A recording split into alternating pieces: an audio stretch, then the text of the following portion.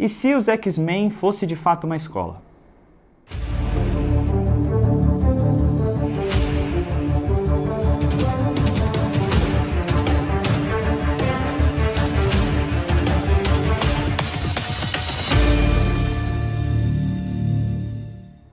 E aí galera, tudo bem? Nós estamos no nosso segundo dia e agora nós vamos falar sobre o segundo desenho que eu assistia na minha época de infância, no Bom Dia e Companhia, que é X-Men Evolution. O X-Men Evolution ele não foge muito da premissa do que é o X-Men que você está acostumado, que você já deve ter visto.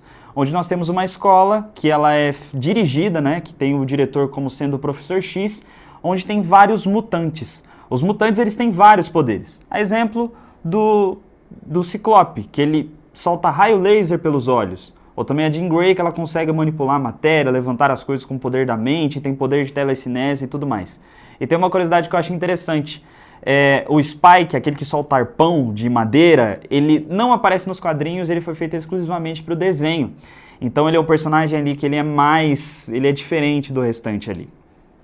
A história do X-Men, ela tem um detalhe que é extremamente interessante. Quando ela foi feita, logo no começo ali no momento que ela foi feita mesmo, escrita por quem fez, ela traz uma ideia de falar a respeito de inclusão.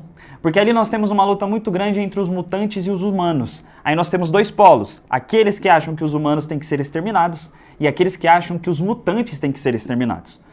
Só que tem um detalhe nisso tudo. Ali a gente tem o Professor Xavier. E o Professor Xavier, ele é basicamente da ideia que todo mundo pode viver junto. Que todo mundo pode viver no mesmo mundo tranquilamente. O que ele é amplamente colocado em prova pelo Magneto e tudo mais. Isso me lembrou de um texto da Bíblia, que se encontra no livro de Gálatas, capítulo 3, a partir do verso 26, eu queria ler com você. Diz o seguinte: todos vocês são filhos de Deus por meio da fé em Cristo Jesus, pois os que em Cristo foram batizados vestiram-se de Cristo.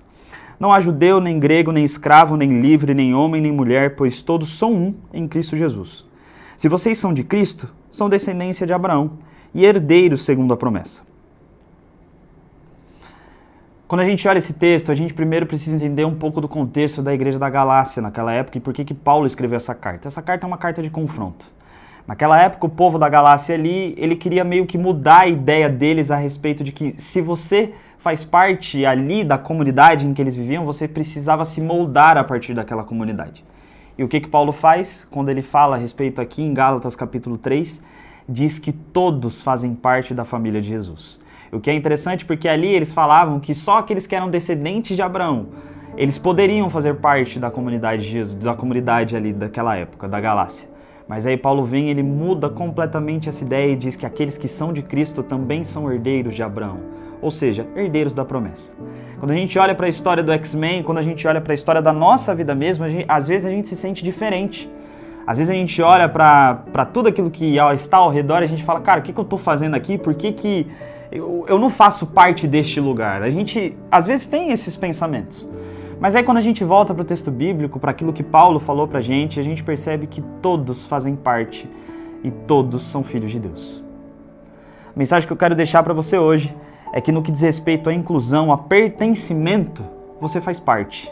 Você é pertencente da família divina. Você é pertencente daquele que foi capaz, sendo filho, melhor dizendo, daquele que foi capaz de dar a vida por você. Não se esqueça disso. E no dia que você tiver daquele jeitão lá, que você sabe, meio, eu não faço parte disso, lembre-se que você tem um Deus que olha para você e que te faz fazer parte da família dele. Não se esqueça disso. Tamo junto.